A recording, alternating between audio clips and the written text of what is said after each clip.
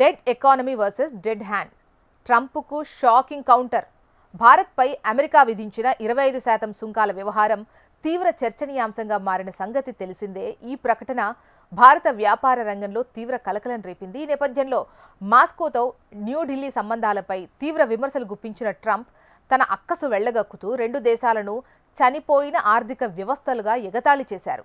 రష్యాతో కలిసి భారతదేశం ఏం చేసినా తనకు డోంట్ కేర్ అని ప్రకటించారు. ఇదే సమయంలో రష్యా మాజీ అధ్యక్షుడు దిమిత్రి మెద్వెదేవ్ పైన విరుచుకుపడ్డారు. తమతో వాషింగ్టన్ గేమ్ ఆడుతోందని, అది యుద్ధానికి దారి తీయొచ్చని దిమిత్రి హెచ్చరించడంపై ట్రంప్ స్పందించారు. ఇందులో భాగంగా ఆయన ఇంకా అధ్యక్షున్ననే అనుకుంటున్నారని ఎద్దేవా చేశారు ట్రంప్.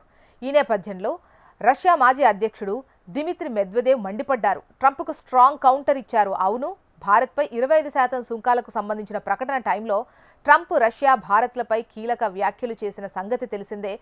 ఇందులో భాగంగా భారత్ రష్యాలు భారీ స్థాయిలో వాణిజ్యం చేస్తున్నాయని, ఆ రెండు దేశాల ఆర్థిక వ్యవస్థలు మరింత పతనమవుతున్నాయని వ్యాఖ్యానించారు. ఈ టైంలో దిమిత్రి మెద్వెదేవ్ స్పందిస్తూ పలు కీలక వ్యాఖ్యలు చేశారు.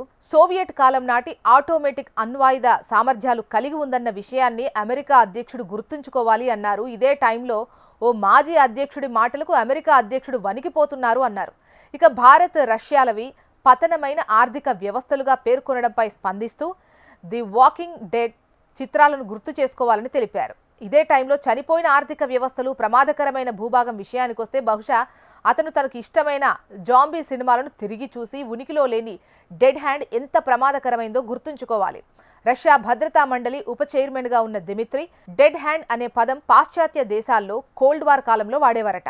అప్పట్లో ఇది అణు నిరోధక వ్యవస్థకు సూచిక అని చెప్పారు. Union of Soviet socialist republics పై ఏదైనా దాడి జరిగితే ప్రతీకారంగా ఈ ఆటోమేటిక్ వ్యవస్థ తక్షణమే స్పందించేందుకు దీన్ని రూపొందించారని చెబుతారు.